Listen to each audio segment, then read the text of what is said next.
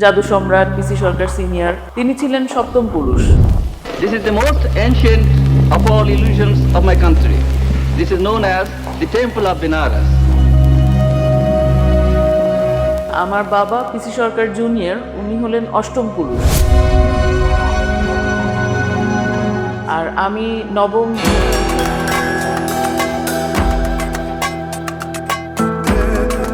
আমার খালি মনে হতো আমি কখন স্টেজে যাব, আমি কখন পারফর্ম করব।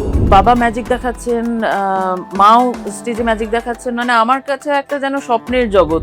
যারা নাকি এই ইন্দ্রজাল বিদ্যা নিয়ে চর্চা করছিলেন, ইতিহাসের পাতায় তাদের নাম হয়তো লেখা নেই। আমাদের কলকাতা এয়ারপোর্ট একদম মানে লোকে লোকারণ্য হয়ে গিয়েছিল, কারণ স্পেন থেকে একটা সিংহ আসছে। আপনি তাজমহল ভ্যানিশ করার জন্য এগিয়েছিলেন। পৃথিবীতে আর আগে কখনো হয়নি। রিয়েল তাজমহল ইজ অলসো গন। একটা আর্টিস্টকে এরকম ভাবে কোনো উপাধি দিয়ে বানানো যায় না। জুনিয়র নামটা লাগাবার আগে বাবাকে যথেষ্ট পরীক্ষা দিতে হয়েছে।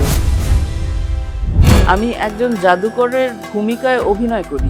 Let's do a role reversal.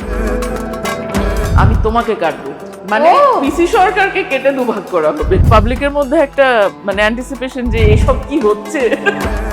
বাবা এমনিতে কিন্তু খুব এনকারেজিং। আমাদের তিন বোনকেই আমরা যা করতে চেয়েছি, both my parents have been very open about it.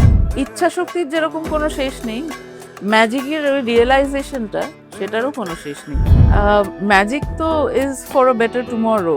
আজকে যেটা নাকি আমরা করে উঠতে পারছি না, সেটা যদি কোনো জাদু বলে আমরা হঠাৎ ঘটিয়ে ফেলি, তবেই না ম্যাজিক।